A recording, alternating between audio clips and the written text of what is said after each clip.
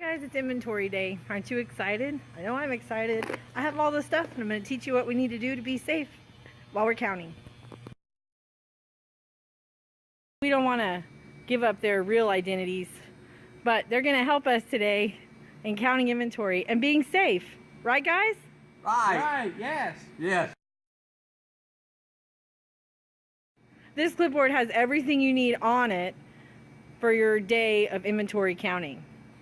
Aren't you excited? Oh, yes. Oh, boy.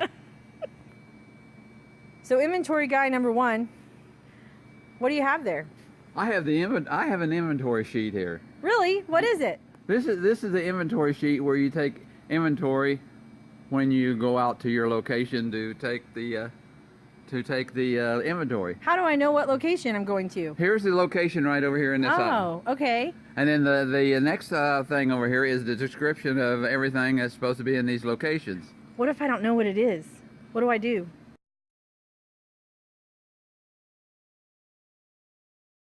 And then you got the part number right over here in this line right here. This is the part number of the part that you're looking for. Okay.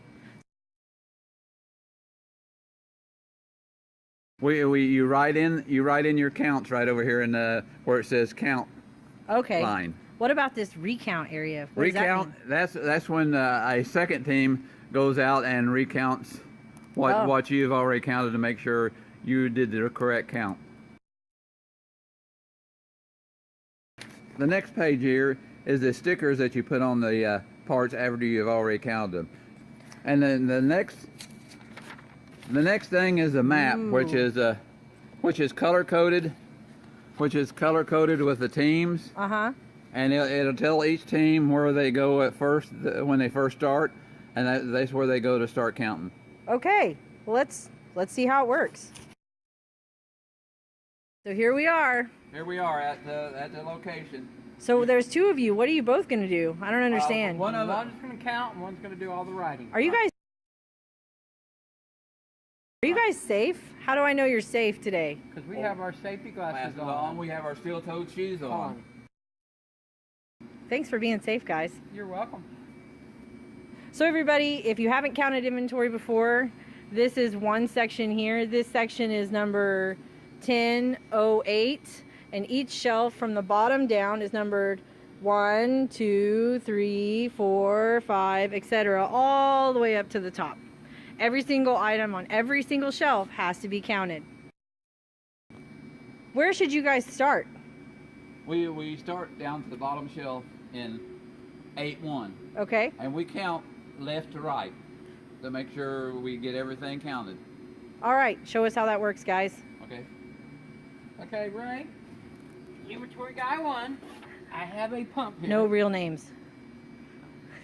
It's a 40-00018. Okay. And I have 2 of these. Okay. On the shelf. 2 of them. Okay. And, okay. Here's the sticker with all the Information on there that you put on the sticker. Okay, you got the part number, each quantity, and the location. That's good. Now what I'm going to do is I'm going to place this on the part we just counted. To let the people know that that part number was counted and that's how many's on the shelf that day. You ready?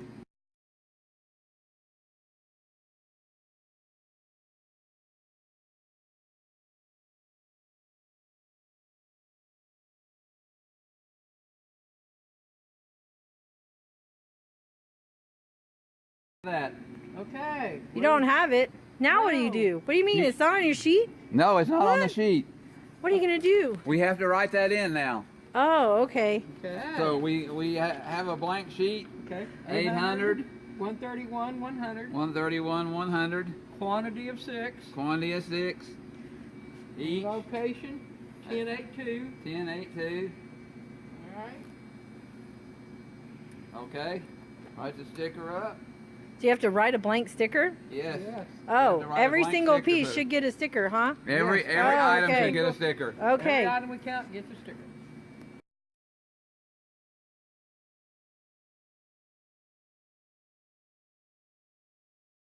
Guys, it looks like this is a pretty efficient way of doing it.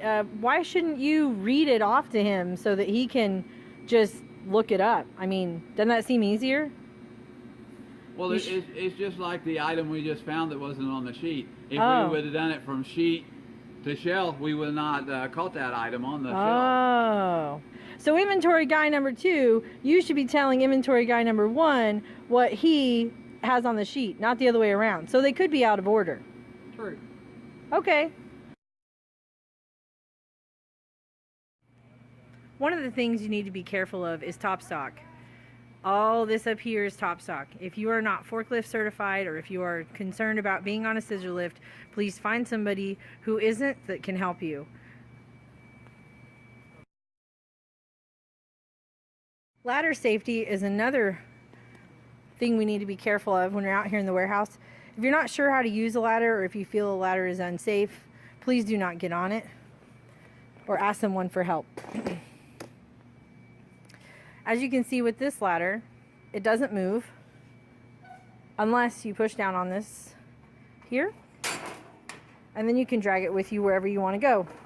Whenever you're done, be sure and close it back down, and it again becomes stationary. When you're on the ladder, make sure you're touching it on 3 points. So 2 feet, 1 hand. This is how you safely use a forklift. Obviously, you need to cordon off the area to make sure that everybody is safe. Always honk your horn to make sure everybody around you can hear that you're coming. If you have to come in this area, please make sure that you check with a forklift operator.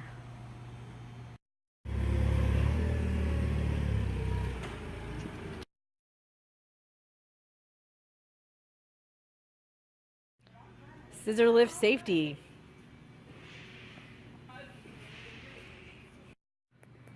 So when you're on a scissor lift, James, what are you doing?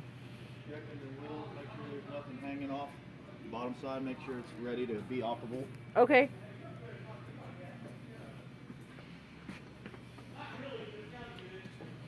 Whenever you get on it, you always make sure you chain up the safety chain. Okay.